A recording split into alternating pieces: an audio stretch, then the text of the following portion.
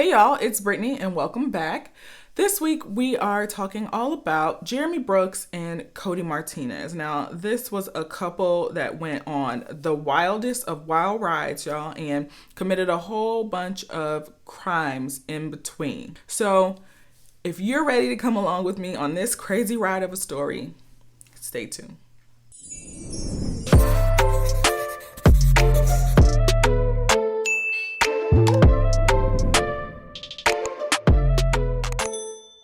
All right, y'all, as usual, I always like to start off showing my gratitude to you. So thank you to everyone who has been subscribed for a while now and been supporting the channel. We are growing rapidly, according to me. But for those of you who are just finding my channel, first of all, welcome. I am so glad that you chose to click on my thumbnail.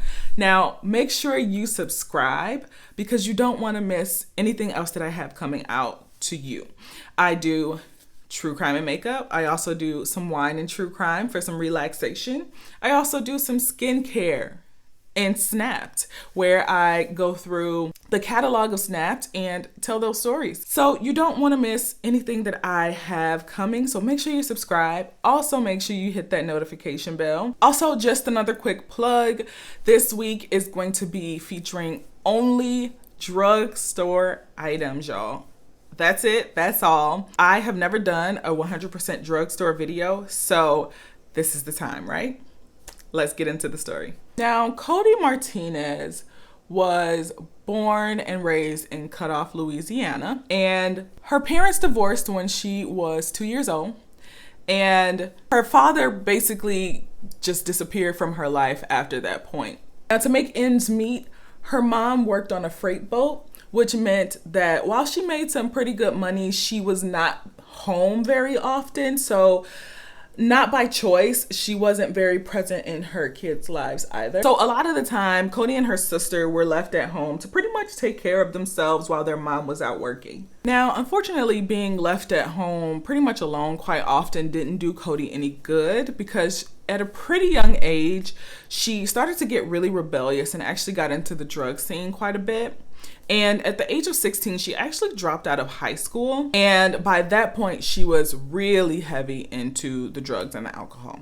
Now, around the age of 19 is when Coty met Sean Martinez, and Sean was really a point of stability for her. He actually got her clean off of drugs and alcohol and really helped to turn her life around. Now, shortly after meeting, they ended up getting married pretty quickly, but that marriage really came to an abrupt end when she found out months later that Sean had actually cheated on her the night before the wedding. So she immediately separated from him and filed for divorce. Now, shortly after this, Coty had a friend introduce her to 27-year-old Jeremy Brooks, who was a local boxer. Like Coty, he actually dropped out of school at the age of 16 as well.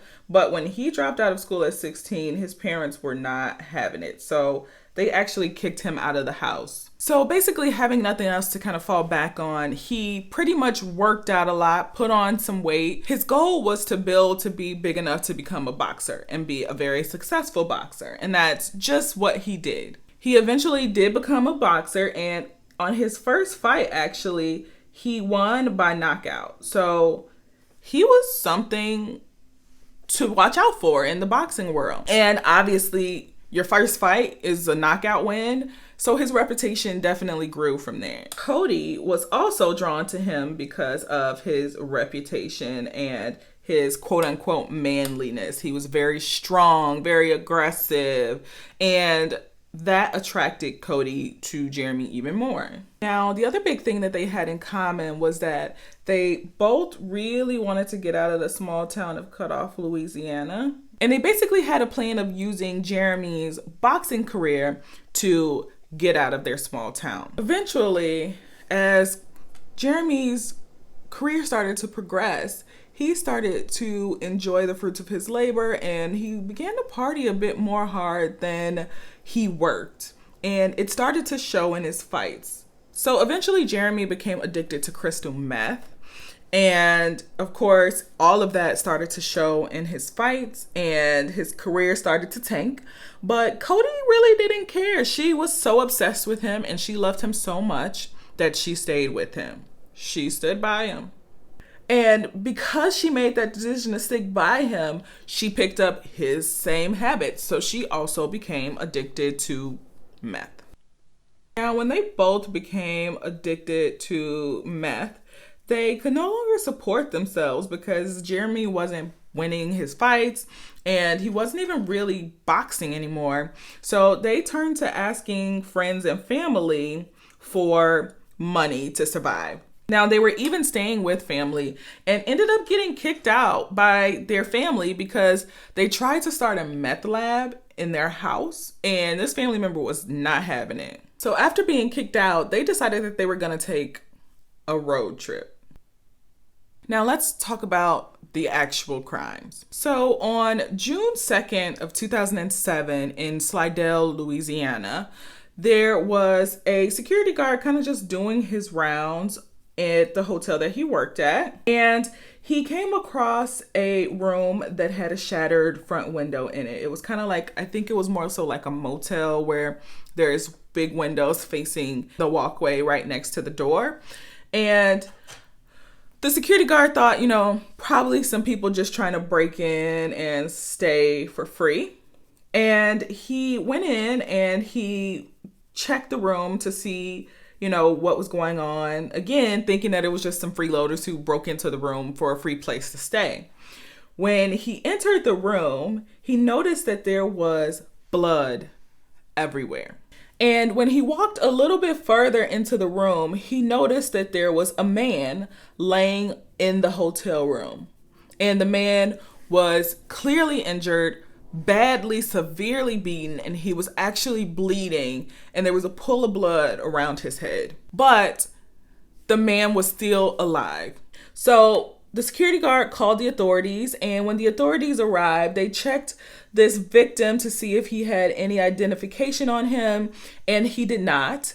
So they couldn't quickly identify who the victim was, but they thought maybe he would have his information or a copy of identification at the front desk if he checked into this hotel room. So they went to the front desk to get as much information as they could about the particular person that was in this room. Now, when they went to talk to the front desk, they realized that he was not the renter of this room either. The renter of the room was actually a female, and the name was Coty Martinez. Now, the front desk also had a copy of Coty's driver's license. And on the driver's license, it says she was 5'2" and she weighed 100 pounds. So they were at that point trying to figure out, well, she couldn't have done this because she's very small. So is she a victim? Did the attacker kidnap her? What's going on here? And if she did have anything to do with this attack at all, she definitely didn't do it by herself. All right, let me put my lashes on and I'll be right back. Now, police call Coty's mother, Brenda, and they ask her if she's seen or heard from her daughter, and she said nope, she hasn't seen her or heard from her since 3 days ago when she initially left with her boyfriend Jeremy, and they were supposedly going on this road trip across the country. She also filled them in that Jeremy was a really big guy. He was a boxer, he was muscular, and he was about 6'2". So that instantly piqued the police's interest because although Coty may not have been able to attack the victim in the hotel room the way that he was attacked, her boyfriend had the ability to do so. Now, shortly after, police got a call from the hospital where the victim was, and the victim was actually identified as Joe Welch, and he had woken up and he was well enough to actually talk. So when they go to talk to Joe Welch, they find out that Joe was walking home from a liquor store and he came across Jeremy, who approached him and said, basically, hey, you want to have a good time, kind of having a kickback, nothing big, but there's beer there, so want to come? And Initially, Joe said no, he really wasn't interested. And when that happened and Joe kind of hesitated to come with Jeremy, he said, you know, there's going to be a beautiful young girl there, so you might as well just come and have some fun.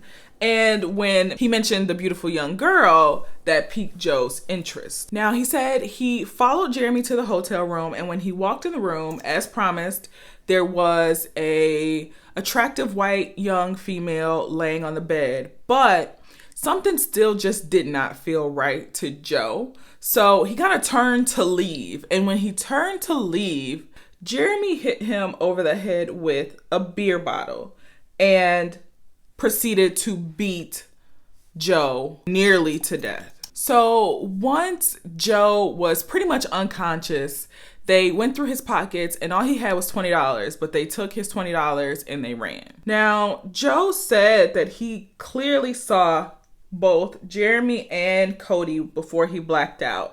And when police showed him an image lineup, he was able to easily identify both Coty and Jeremy. But by the time the victim was able to positively identify both of the assailants, they were nowhere to be found. They were in the wind. Now, on August 14th, the sheriff's department in North Dakota, Drake, North Dakota, calls the police and they say that they have something for them, particularly for this case. And what they say is a woman by the name of Rosie Kybell contacted them and had a story. Now, what Rosie says is that she was home and she got a knock on the door.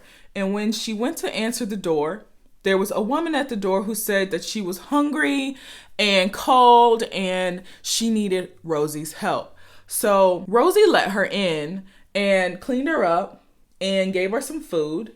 And then what Rosie did after that was that she contacted the police, and the police came and took this woman away and took her to a nearby shelter. Now, before the woman had left, she mentioned that her and her boyfriend were on a road trip and they ran out of gas and ended up getting separated. And she was alone and this is why she needed help.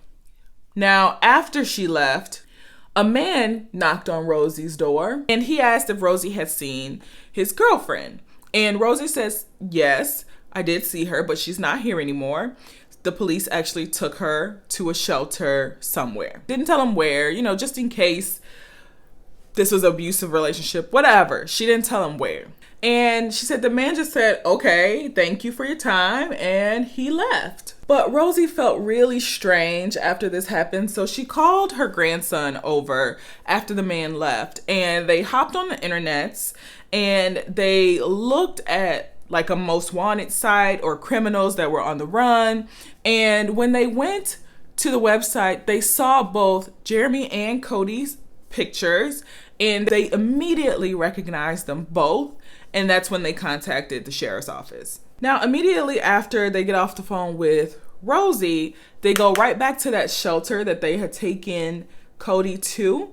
And they go to look for Coty there. But unfortunately, Coty had already left the shelter. So they check the nearby bar near the shelter. And lo and behold, Coty is at the bar by herself having a drink. Now, police instantly take her into custody. Now, Jeremy was much harder to find. So they really leaned on Coty and any information that she had to help them locate Jeremy. And at first, she didn't want to talk. She didn't want to play ball with the police at all. They basically told her that she was facing life in prison. And unless she helped them find Jeremy and unless she started talking, she was going to get that sentence. So she finally agreed to start talking once she was able to secure a plea deal. So what Coty has to say is just wild. It is much more than what the police had bargained for. What she says initially is that after they got kicked out of their family member's house, all they had basically was some money, some drugs, and a car.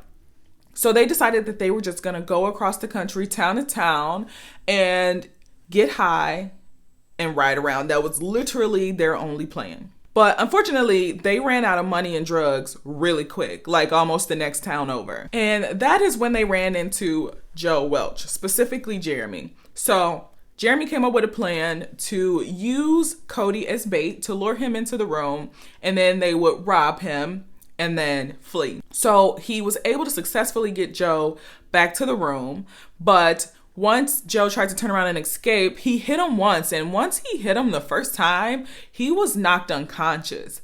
But after he was knocked unconscious, Jeremy continued to beat this man just about to death. And Coty said that really scared her because she thought the plan was just to rob the man. But once he was knocked unconscious, she thought that was good enough. Let's take his money, let's go. But Jeremy didn't stop. And from that point, she felt like she was trying to do whatever she could to stay alive because she was afraid of Jeremy at that point. And she claimed that he had threatened her life as well. So then she goes on to say that they took Joe's money, they bought some drugs, and they ran out of gas by the time they made it to Tennessee.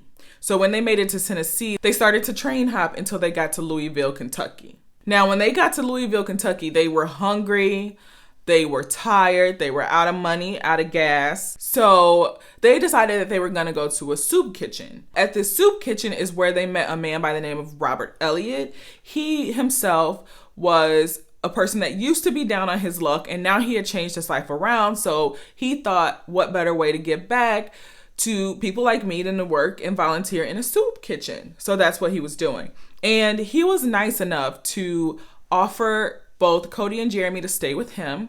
And he had also gotten Jeremy a temporary job until they got back on their feet to put themselves in a better situation. Now, one day, Robert came home and found Jeremy using drugs in his house.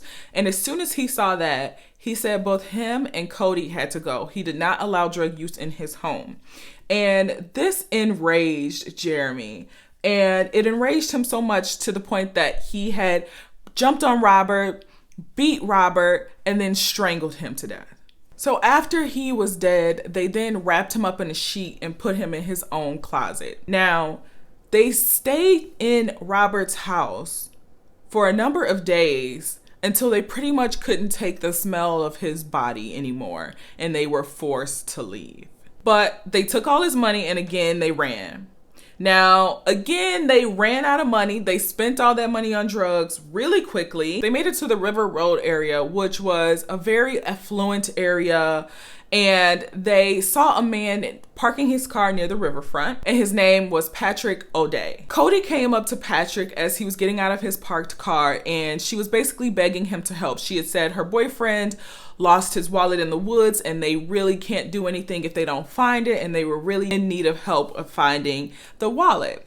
So when Patrick said, okay, I'll help, he goes into the woods with Coty to help look for the wallet. And as he's walking behind Coty following her, Jeremy hits him. And Jeremy drags him further into the woods near kind of like a walkway, a pathway.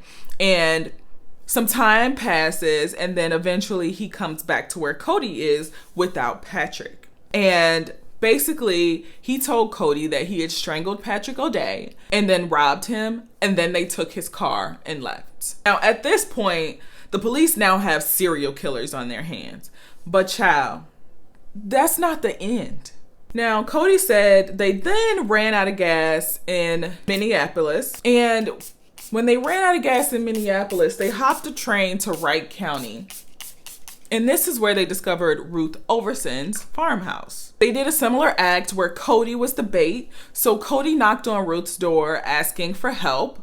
And before she could do her normal routine of like, let me check and see if there's a man around, Jeremy just hopped right in and pushed his way through the door and bum rushed Ruth. Now, he beat her and strangled her to death as well. And they took all of her clothes, they took her money, and they took her car and credit cards. This is where they drove all the way to North Dakota, and they ran out of gas there. And this is when they came upon Rosie's home. Now, they were supposed to do the same thing to Rosie, where Coty came, knocked on the door, checked the scene out to make sure there were no men around and they were alone at home. And she was supposed to signal for Jeremy to come up and do his thing. So Coty did her whole routine. She talked to Rosie. She gave the signal, she said, for Jeremy to come up and do his thing. But Jeremy missed his signal. So when Jeremy missed his signal, that is how Coty ended up being taken into the home, taken care of, and that is why Rosie was able to call the sheriff to come pick her up, because he never got his cue to come and bum rush this poor woman. Now, something else that Coty was able to clue police and investigators in on was Jeremy had this grand plan of escape, and that was that, you set something on fire and you create a big distraction, and that draws attention to the fire, and then you're able to run away and be free. That was his grand escape plan. So the very next day, a fire broke out at the nearby farm, and the police were ready for it. Now, as soon as the fire started, the police had a helicopter on deck.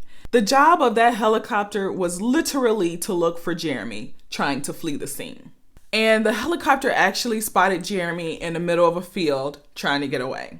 And surprisingly, he was taken into custody without incident. Now, when police went to talk to him, of course, Jeremy played a dummy, and he basically said he has no clue why y'all were chasing him. He has no clue why y'all were looking for him. He has no clue why y'all took him into custody. And he also tried to claim that he was mentally unstable and he had no recollection of any crimes that they were accusing him of committing. But thankfully, police found Jeremy's prints on the Patrick Oday vehicle, and they also found checks from the temporary job that Robert Elliot had gotten for Jeremy Brooks, tying him back to that whole situation as well. So in August of 2008, prosecutors finally felt ready to take Jeremy to trial. And they ended up charging Jeremy with 3 counts of murder and 1 count of attempted murder. And because he chose not to cooperate, he was facing a death sentence. Now, luckily, Coty had already had her plea agreement in place, so all she needed to do was testify on behalf of the prosecution against Jeremy, and she would get a lesser sentence. She was not looking at life or death in prison. But before that can even happen, Jeremy got a whiff that he was going to be facing the death sentence, and he instantly was asking for a deal.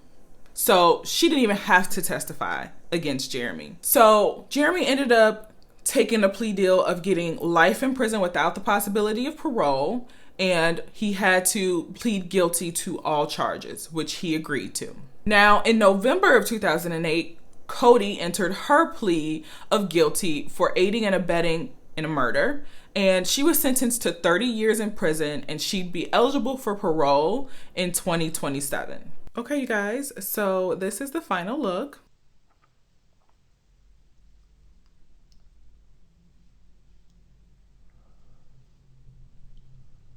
And I really am feeling this look. I feel like since the last time I tried to buy drugstore products, drugstore has come up, okay? I am not mad at this look whatsoever. I used 100% drugstore products today. I used the L'Oreal Infallable Pro-Matte Foundation. I also used a couple of e.l.f. products, including their new Putty Blush and their Matte Putty Primer. And I also used, everybody's holy grail, which is that Fit Me loose powder as my setting powder. And I also use the much talked about CoverGirl Trublend Undercover Concealer. And baby, I love this concealer. This concealer is just as good as my high-end concealers. I might have to make a switch, to be quite honest, because do you see this blend? Do you see this under eye coverage with not a crease in sight? Baby, the dry down is fast, but it's very blendable. I love this concealer, and the foundation is giving me life. When I first applied it, I was a little bit leery because I felt like it wasn't giving me a blur. It wasn't giving me that snatch. But as it dried down and set on my skin, look at this. Look at this. But yes, I also got these little bite-sized e.l.f. eyeshadows, and the pigment is there. I was surprised. The pigment is really, truly there. I am happy with all of these buys, y'all. The other thing that I wanted to mention that I used as a highlighter, because I didn't want a super matte look, so I wanted to give myself a little bit of dewiness at the same time. So for my highlighter, I actually used the Honest Beauty Magic Beauty Balm, and y'all, you can get beats at an affordable price. Don't ever let anybody tell you otherwise, y'all. This is beautiful. And of course, I've already been using NYX for the lips, but today I used their soft matte lipstick, and I kind of blended the two colors that I had here. And then of course I used my, trusty dusty NYX lip liner, and this one is in Vintage, I believe. But overall, look is beautiful from the eyebrows to the lips, beginning to end. Full drugstore beat, y'all. So I hope you guys enjoyed watching this video. I also hope that you enjoyed this look and you enjoyed the story. This story was a ride, okay? A wild ride that gave police more than they bargained for. They ended up with serial killers on their hands. I was shooketh by this story that people just do this for no reason. There was no reason other than they wanted to get high and drive across the country. And in order to do that, they needed to rob people. And that's one thing. But they took it a step further, committing these crimes as they drove basically across the country. So let me know what you thought about this story down in those comments below. Also, I would love to hear any other suggestions that you guys have for things for me to cover. I am always open to new stories, new ideas, especially the ones that I have not heard of. Those lesser known stories are always gems. But other than that, y'all, it's been so much fun sharing this story today with you guys. I hope you enjoyed it. I hope you enjoyed the final look. And I will talk to you guys next week. So until then, love you guys. Bye.